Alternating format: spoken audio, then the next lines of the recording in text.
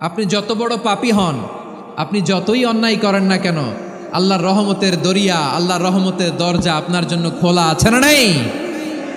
জায়নামাজটা বিছিয়ে দেন, চোখের পানি ছেড়ে দেন, 2 রাকাত নামাজ পড়ে সেজদায় লুটিয়ে পড়ে কাঁদেন।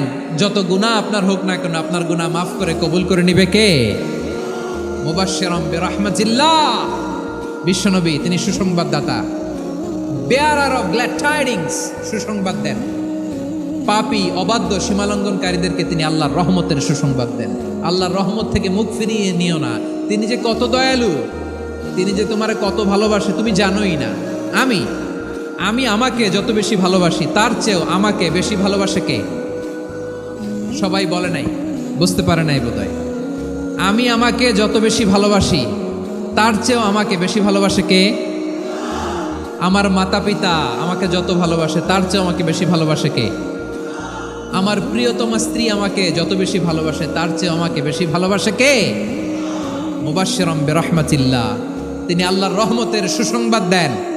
আবার আমরা যখন দোয়া পড়ি, আমরা পড়ি রব্বানা আতিনা ফিদ দুনিয়া হাসানাতাও ওয়া ফিল আখিরাতি হাসানাতাও ওয়া কিনা আযাবান নার। আল্লাহ দুনিয়ার কল্যাণ দাও, আখিরাতের কল্যাণ দাও, জাহান্নামের আগুন থেকে বাঁচিয়ে দাও। পড়ে আমিন।